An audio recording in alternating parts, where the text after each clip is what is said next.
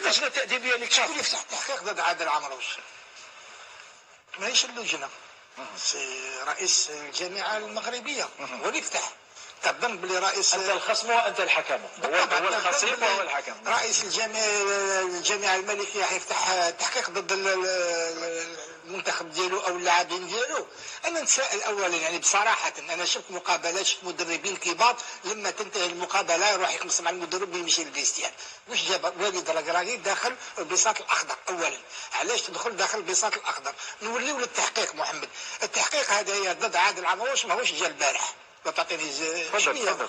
عندها تقريبا شهرين من بدات مشاكل عادل عمروش مع المغرب.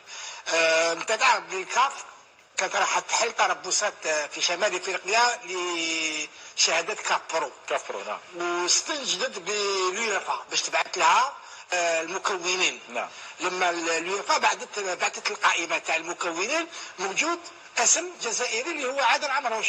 تاع عادل عمروش لو ما تحبش تصب الزيت على النار، علاش تبعتوا مباشره للمغرب باش يدير تربص مع المدربين تماك؟ يعني خليت موريتانيا، خليت تونس، خليت ليبيا وخليت مصر.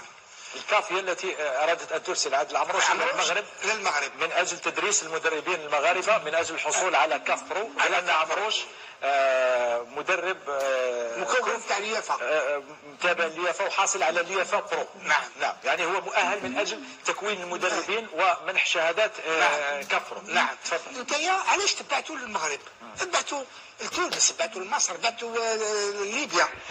عادل يعني رفض باحترام قال لك انا ما يسمحليش الوقت باش نجي ندير تربص للمدربين تاعكم، وانا عندي منتخب قايم به تاع تنزانيا. من تماك اعتذر بلا باقه الاتحاد المغربي وللكاف. للكاف. من تماك اللي بداوا المشاكل تاع عادل عمروش. لو تشوف المقابله محمد، المقابله بين ما نحكيش نوليش الورا تاع كوب دي موند، هضرنا عليها تاع 2 مقابل 0. اولا انت تعرف باللي البلد اللي يستقبل هو يخير الساعه اللي يلعب فيها، راكم داكور ولا عنده 3 اوقات؟ هو اللي يخير.